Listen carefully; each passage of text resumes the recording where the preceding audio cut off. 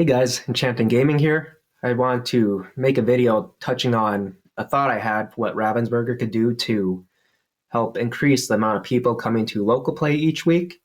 But first I want to touch on how I think the removal of items such as the pins and then the second place prize mat, which I know that's for set champs and all, but I think that was even worse overall to remove that than the pins, just because that it takes a long time for that person to get to playing in that first and second place game, and I feel they're deserving of getting that second place prize mat. But prize mat aside, the pin removal I also felt was fairly damaging. Pretty much as the introduction of rotations was. But with the pins, there were actually quite a bit of people in my area that were coming a good portion just to have the chance of winning that pin. And once the pin was taken away, they quit coming, which I don't understand. Like, Disney's a multi-billion-dollar company.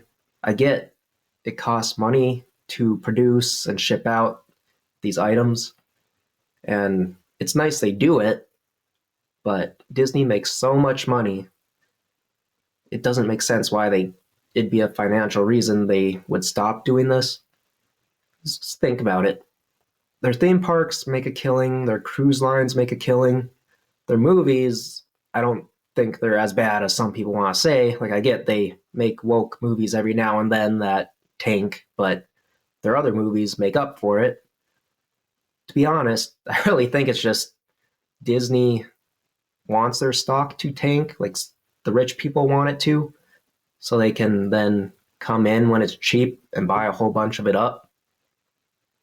That's my assumption, but that's a topic for another video. But these pins, they're hugely collectible. Most everyone knows that. When I went to Disneyland, I was looking at pins they had for sale there, and they were just these crazy astronomical prices for them, in my opinion.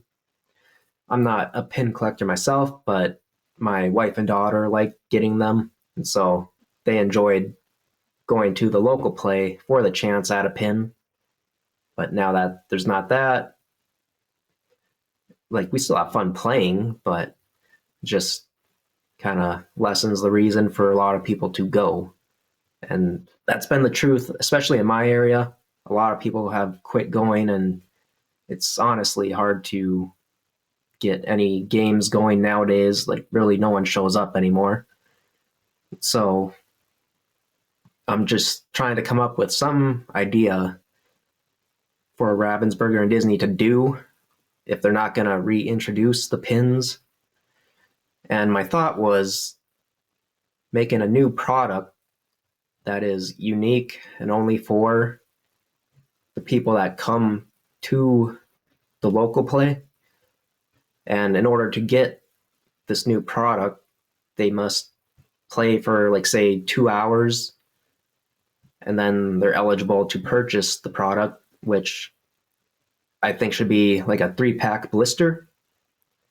So I feel like the introduction of this product is something Disney kind of needs in a way, just to expand their product line, but then bring the addition of excitement to go to these local games, because that's the only way you can actually purchase the blisters.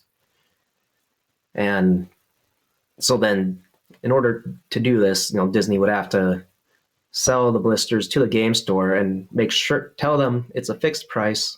They cannot raise the price on these blisters. They can only sell them to the people that come to local play and play for like 2 hours. So they're kind of paying attention to who's there doing what. And then, sell them, say, for $10, 3-pack blister for $10 or whatever. They can figure their pricing out, but give the people coming to play a little bit of a deal as well. Don't sell them for, what's it, usually $6 a pack, so it'd be 18. Give the players a little deal for coming and spending their time there to help, make your game popular.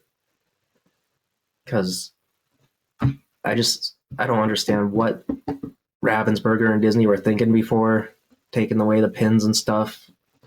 Some of these people were buying stuff, packs and all, when they were there. Now they're not there anymore, so Disney lost all that revenue. It makes no sense to me what they were thinking or what the world was their reason. But yeah, it's just kind of crazy to me. They just let local play largely die out. They need to inject something positive into it. Disney, they just make so much money. I mean, their cards are literally the Disney premium. So I think they actually cost more than Pokemon cards. So usually you can buy a single pack of Pokemon cards for like, $5 if it's a new set. Lorcanas are $6. Even if it's old sets, they're always $6 wherever I go.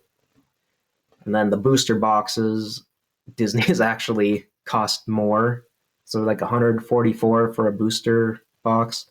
I think Pokemon's like $164 or something like that. But you get 36 packs in a Pokemon box, whereas Lorcana is a 24-pack box. So you're talking like $20 difference for, what's that, 12 packs? It's just, to me, it's crazy. You're talking about a game that's essentially a new TCG. I know we're on year 3 here, but even back in the day, it was still the same pricing. And you're charging essentially more than Pokemon, which is 100 times more popular, has been around 30 years. Like, come on. I don't know. The decisions there are hurting the game. And this game has all the potential in the world to be something great. Like, I think it could come second to Pokemon. Like, you have such good artists. The game itself is fun. Like, you guys are just dropping the ball on certain things. Well, it's nice you guys introduced, iconics finally and epics and help, get things back in order just because of those iconics.